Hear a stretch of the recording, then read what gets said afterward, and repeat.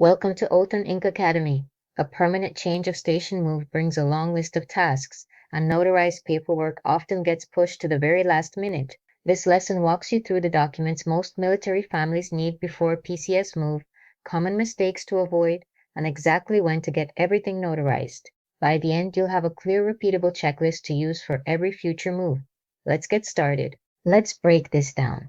A typical PCS move involves paperwork in 4 areas: housing, vehicles, school and family records, and time and everything around your move dates. Think of this checklist as your roadmap through the process. What does this actually mean in real situations? It means fewer surprises at your old duty station and a smoother transition at your new one. We'll walk through each area so nothing gets left behind. Here's what to know about housing documents. If you're renting, you may need a notarized lease termination or a power of attorney for a spouse to handle move-out logistics. If you own your home, you might need authorization to sell, lease, or manage the property remotely while you're stationed elsewhere. One thing many beginners overlook is confirming whether your specific POA satisfies your property manager or title company before your move date arrives. Now let's look at vehicles. PCS moves often require notarized documents for title transfers, registration renewals, or a power of attorney letting someone else register or sell a vehicle in your name. This becomes important because many state DMVs require notarized authorization before they'll process paperwork for a vehicle owner who isn't physically present at the counter. Confirm your destination state's specific requirements early, since they vary widely from state to state.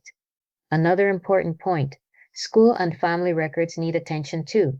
This includes notarized enrollment authorizations, medical consent forms, and any guardianship documents if children are staying with relatives temporarily during the move. This is where many people become confused, because schools and clinics often require notarized proof of authority, not just a parent's verbal permission.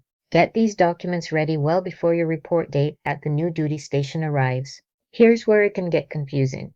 A notary cannot tell you which documents your new state requires, draft your lease termination, or interpret a real estate contract. That's the unauthorized practice of law. What could happen if this is skipped? Relying on a notary for that guidance can leave you with the wrong paperwork and real delays during your move. For document preparation and state-specific questions, use your installation's legal assistance office. One thing many beginners overlook is waiting until PCS week to start on notarized paperwork. Other common mistakes include using outdated POA forms, forgetting to notarize a backup copy, and assuming every state accepts the same authorization. This is where many people become confused, because a document that worked at one duty station may not work at the next. Start early and confirm requirements at both ends of your move. This becomes important because PCS timelines move fast once orders are cut. Start gathering documents as soon as you receive orders, and aim to have everything notarized at least 4 to 6 weeks before your report date. Now let's look at sequencing. Housing and vehicle documents usually need to be finalized before school and family records. What does this actually mean in real situations? It means working backward from your report date keeps every deadline manageable. Now let's look at convenience during a busy move. Mobile notaries can come to your home while you're packing, and remote online notarization lets you complete sign-ins by video from anywhere. Why is this step often misunderstood? Because families assume remote online notarization isn't valid for state-specific PCS paperwork. In most cases it is, but always confirm your notary is remote online authorized and that your specific document qualifies before you rely on it.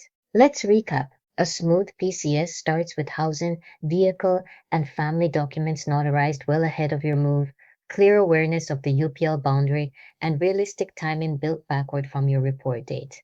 Another important point: your installation's legal office is a free resource for anything beyond simple notarization.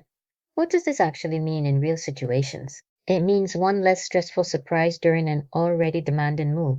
Thank you for joining this lesson. Stay professional, stay precise, and keep serving your community with excellence. Subscribe to Oath&Ink Academy for more professional education.